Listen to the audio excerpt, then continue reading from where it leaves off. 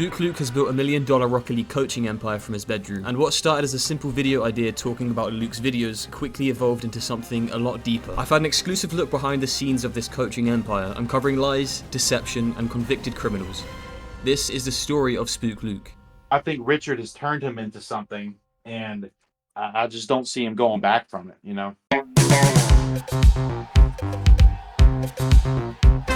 The Grand Champ Bootcamp, or GCB, the service that offers to unlock your full potential with a 12-week coaching program alongside some of the best coaches in the game. There is no setup quite like this in Rocket League. This $1 million idea started with Luke uploading Rocket League tutorials to his YouTube channel over 3 years ago, which he used as a main traffic source to direct players towards the GCB. And on the surface, Luke's videos are informative for lower ranked players who need basic information to rank up. Getting a coaching session from him was like incredible, because he could do so much stuff that I couldn't do and didn't ever think I'd be able to do. But if you dig deeper, there are some instances where he has left people in higher ranks scratching their heads as to how this man runs $1 million coaching business. I honestly think getting out of plat is just waiting back and just not going. Like, every plat just wants to jump for that ball. Just don't jump. You want to jump there? Don't go. No reason to go. You just wait.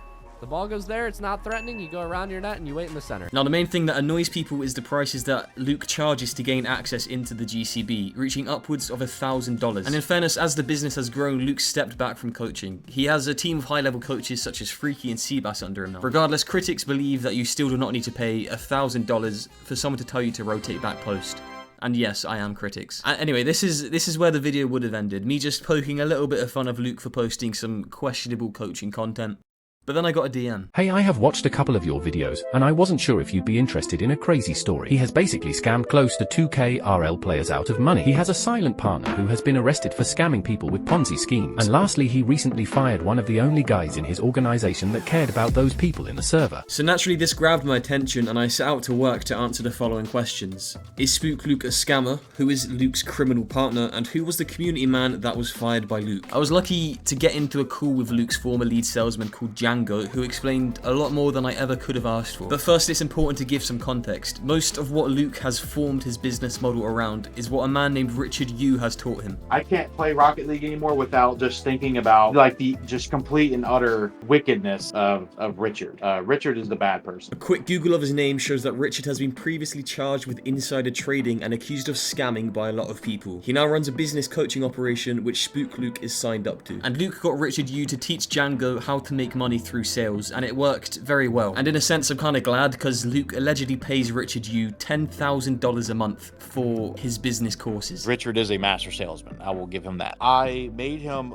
over $100,000 in the first 4 months of me working. It's one thing getting people to pay $10 for a session, let alone $1,000 for a 3-month course. So how does Luke get so many people to sign up? We had this girl named Haley and this kid named Prag, right? They would log into Luke's Discord, and when people would message Luke, they would just copy and paste messages to all the people that had replied. The customer would then be sent to Django, who would prioritize customers who are willing to spend more. And Django would talk to the customer and follow a script given to him by Luke and Richard to get them to sign up. Well, man, I don't want money to stop you from reaching your goals. Obviously, you put in the work to get here. I've spoken with you. You're a good dude. You have what it takes to do what you want. You can turn this into an investment, become a streamer, you know, you can make your money back off this. If this is something that makes you happy, you should do that. How about if you sign up today, I can go ahead and give you a one-time discount and get you in for $1,000. Does that sound good?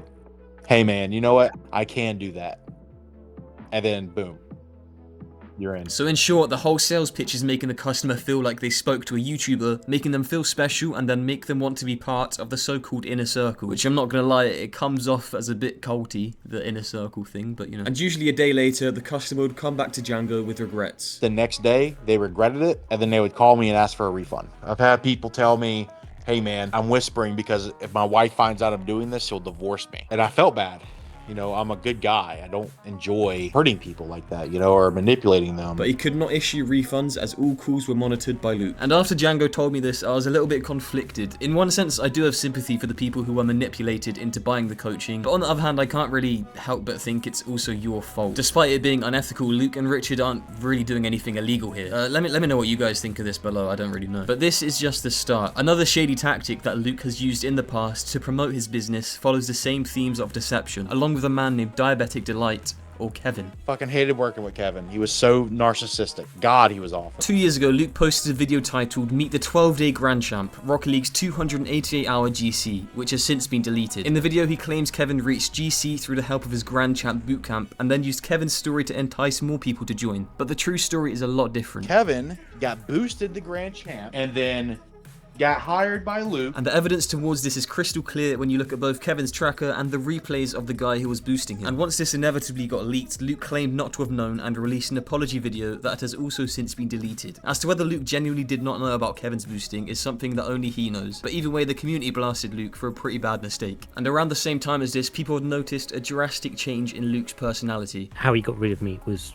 awful. It was the coldest experience like I've ever had of being let go from a job. The voice you just heard is the voice of Dreamy, one member of the team of day ones that Luke had employed, but also one of the several people that Luke has treated unfairly in the eyes of Django. But first, it is important to note the working conditions under Luke. If you missed your stand-up meeting at 8 a.m., you don't get paid for the day. And despite being the lead salesman, making Luke $100,000 in his first 4 months, Luke asked Django to join a call with him for a talk. Here's what we're gonna do. I'm going to take your $14 an hour pay away. I will give you an 11% commission instead of 10%.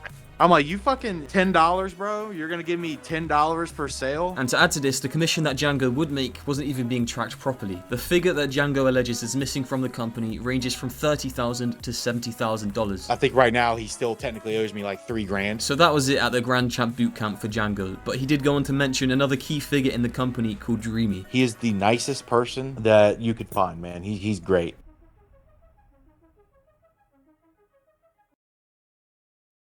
Basically, that community in the GCB, I had built, grown, and spent time and looked after. All the systems that we ran the business on, I built. Dreamy had worked with Luke since day one, acting as the operations manager of the company, but in reality, he did a lot more. He would spend 4 years of his life building up this community that helped make Luke over $1 million.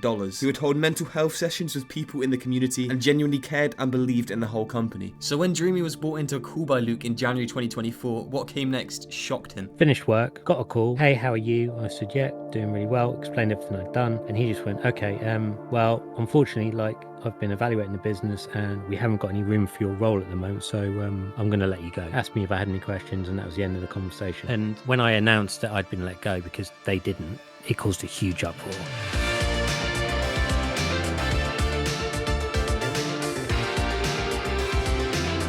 This led members of the GCB to leave en masse, and to make matters worse, Luke deleted Nick's goodbye message to the Discord server, and as a result of this outrage, a public apology from Luke was released. Luke acknowledged that the delivery of him firing Dreamy was cold, stating it was due to him being very emotional at having to fire him. He said budget cuts were the reason Dreamy was let go, and offered a big thanks to Dreamy in the 3-page public apology. And once again, whether Luke is being genuine or just following Richard Yu's advice is a contentious topic, but regardless, Dreamy offered an optimistic perspective. When I read the announcement, it felt heartfelt.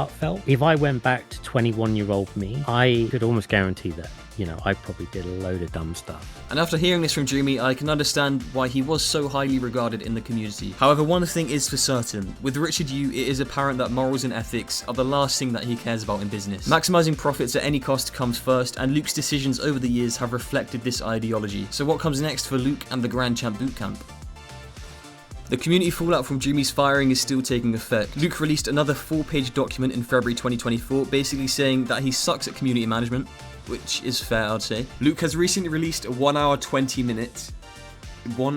20 minute long video going over all of his past controversies, and I'm not gonna lie, I do not hate myself enough to watch all of that. But someone else does, and he basically debunked the whole video, calling Luke a liar and the GCB a giant scam. If you want to have a read through that, the link is in the description. Meanwhile, another version of the GCB has been set up to entice people who are leaving Luke's server. It's basically the same thing, but admission fees are only $50. And finally, I did some snooping on Luke's LinkedIn page, where he posted that he was looking to expand his coaching empire across more game titles. So it looks like that he's not gonna stop anytime soon. If I was to give any advice to someone working with Luke in the future, it would be to not get too comfy. But that is the story of the Grand Champ Bootcamp so far. Let me know your thoughts of SpookLuke in the comments, and remember to like and subscribe, or else you'll have to pay $1,000 for Luke's coaching. And shout out to Swordfish Esports too, because without their help, this video would not have been possible. If you're looking for a fun and competitive community, go check them out in the description as well.